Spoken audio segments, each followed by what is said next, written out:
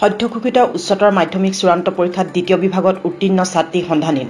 উচ্চতৰ মাধ্যমিক চূড়ান্ত পৰীক্ষাৰ ফলাফলৰ পিছদিনাৰ পৰা নিৰুদ্দেশ হৈ আছে মৰাণ ৰাণীপথৰ ইছাক হুছেইনৰ কন্যা হিনা খাতুন নামৰ ছাত্ৰীগৰাকী। শুক্ৰবাৰে পুৱা 10 বজাত ঘৰৰ পৰা মৰাণ উচ্চতৰ মাধ্যমিক বিদ্যালয়লৈ আৰু লগৰ এগৰাকী বান্ধৱীৰ ঘৰলৈ বুলি ওলাই গৈছিল। তেতিয়াৰে পৰা সন্ধানহীন হৈ আছে ছাত্ৰীগৰাকী।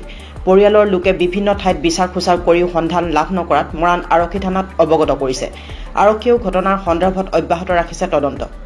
প্ৰায় 10 বজাত আমাৰ ডাঙৰ দাদাৰ ইছাক হুছেইনৰ ছোৱালী হেনা খাতুন প্ৰায় 10 বজাত ঘৰৰ পৰা লগৰ ছোৱালী ঘৰলৈ গৈ মানে কালি তেখেতৰ ৰিজাল্ট দিলে 12 ছেকেণ্ড ডিভিজনত পাছ কৰিলে। আজি প্ৰায় 10 বজাত তেওঁ মানে ঘৰৰ পৰা ওলাই যায়, লগত আধাৰ কাৰ্ড আৰু 1000 টকা লৈ যায়। মৰাণ উচ্চতৰ মাধ্যমিক বিদ্যালয় যাওঁ বুলি কৈ ওলাই গৈ আৰু এই লগৰ ছোৱালী ঘৰলৈ যায় বুলি ক'লে। প্ৰায় 12 বজাৰ দিনৰ 12-1 বজালৈকে অহা নাই। মাক বাপেকৰ চিন্তা। তাৰপিছত আমাৰ ডাঙৰ দাদা মৰাণ থানালৈ গৈ মানে এজাহাৰ এখন মানে জনাই দিছিলে, ক'লে প্ৰায় এতিয়া 9:30 মান বাজিছে, এতিয়ালৈকে অহা নাই। সেইকাৰণে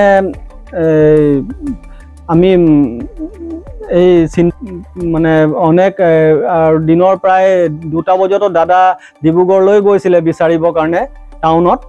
আৰু এতিয়াও থানাৰ পৰা ফোন আহিছিলে, তেখেতে ডাঙৰ দাদা ইছাক হুছেইন তেওঁ ৰাজমাইলৈ গৈছে আৰু বৌ গৈছে। প্ৰায় হেনা খাতুনক এতিয়ালৈকে আমি অনেক বিচাৰিছোঁ, অনেক বিচাৰ খোচাৰ কাৰণেও পোৱা নাই।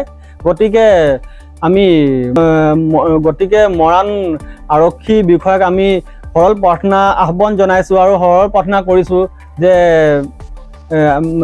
হেনা খাতুন ছোৱালীজনীক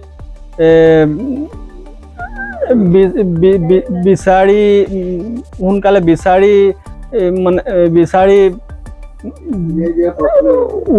বিচাৰি ওলাই দিব প্ৰাৰ্থনা জনাইছোঁ।